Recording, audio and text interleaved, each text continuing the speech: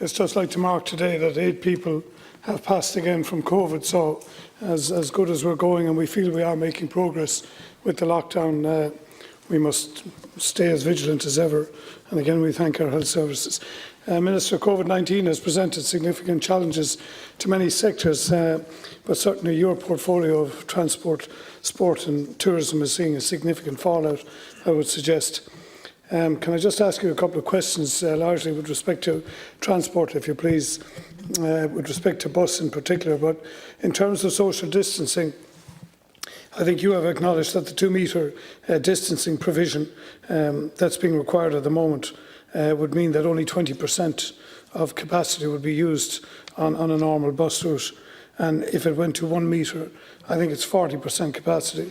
Now, I don't think you'd have to be a genius to understand that no business can operate viably with a reduction in income of between 40 and 60% and up to 80%. So I suppose, firstly, Minister, will you give assurances that will support, that your department will continue to support provision of monies to the public sector transport to overcome the losses that they are certainly suffering at this present time? But within that also, there's the private bus operators who run a number of scheduled services, both under PSOs and in their own right. And in order for them to remain viable, Minister, I suggest they are going to need an income support, either per seat or per journey, some type of a capitation grant. Otherwise, they will not be able to sustain business nor return to business. Also, in relation to tourism, we have a number of Northern Irish operators who are doing bus services out of Dublin Airport, which we're very grateful for because it's tourism all over the country. But I'm wondering, how might this service be affected in the instance of a WTO Brexit situation?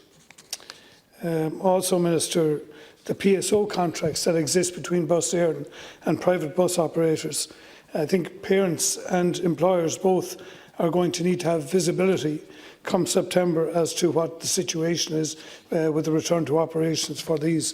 So maybe if I just ask you to retort on those for a moment, if you please. Okay, yeah. I'm very happy to answer questions on transport. I'm not sure that's why we're here, but I'll try and give you some assistance. Yes, that's not part of the agenda, though. On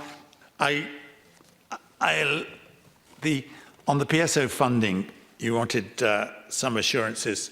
Yeah, I can tell you this, that I brought to Cabinet a memo last week, which was putting the Cabinet, it was a memo of information, that we would be seeking another 460 million for public transport, which is a substantial amount of money for this year.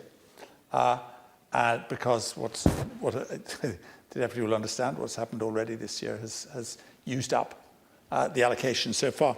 I've no doubt that we will do one thing, and I can assure you we'll do this tonight. We will continue those services. Those services will continue. They are not in any jeopardy whatsoever, and you can take that assurance that whatever the financial situation, and dire as it is, those services are not in danger. Thank you, Minister. Deputy Shanahan. Thank you, Minister. And just before I get off the subject of transport, Minister, if I could ask you just a couple of other questions quickly. One, I know you've been lobbied on this, but will you consider supporting a zero VAT rate for those private operators in terms of the bus and coach service? There's a VAT anomaly, as you probably know, with Northern Ireland, and to certainly give them a level playing field and also to allow them some revenue retention in terms of their business model. I'd ask, are you working with the Departments of Finance and Education on the issue of the schools bus returning? And also just one other issue, which is the Tourism Recovery Task Force. Would you consider a member from the Coach Tourism and Transport Council being brought onto that committee, if you please? Can I just move on to one other area? I don't expect an answer, but maybe one in writing, if you please. You recently provisioned €15 million to the Sea Transport Department, to the ferry operators, Minister, 15 million in supports. I understand this did not extend to some of the ferry operations themselves, to the provision of those services to facilitate the port. So perhaps you'd respond to me detailing the expenditure heads and the recipients who received that funding, if you please.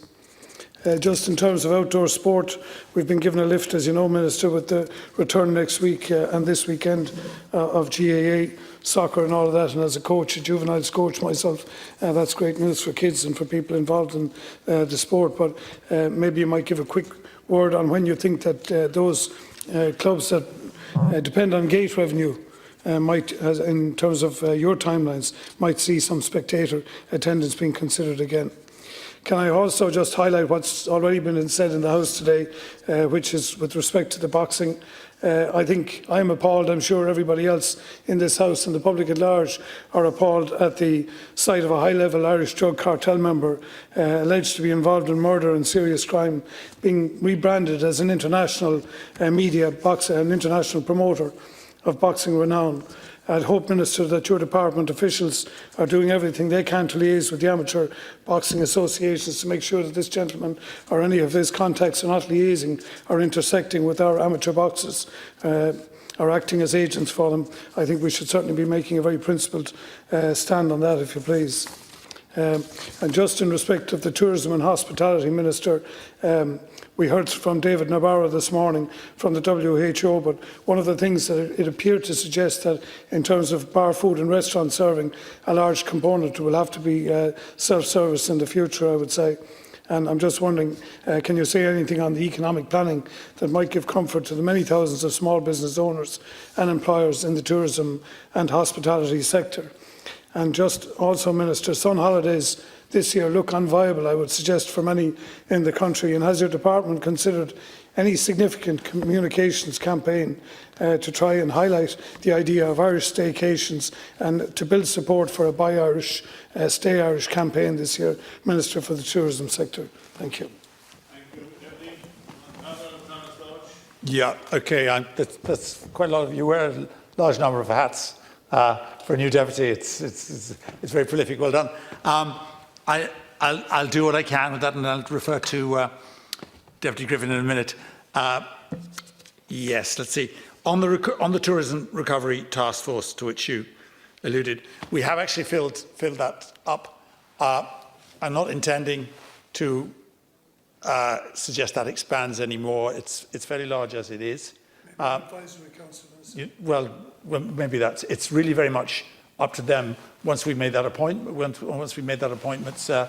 you know, it's up to them to do what they can, and it's up to them presumably to invite people in as well. But there are always a large number of bodies when we set up these groups who feel that they should be represented, and then it's a very good group you're suggesting there. But I think there are other people on that body who can represent their interests and very adequately.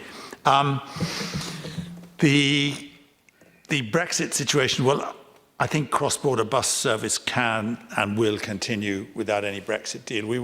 We had all the arrangements in place and ready last time that this by which I'm talking about the buses, I'm talking about the enterprise and all that.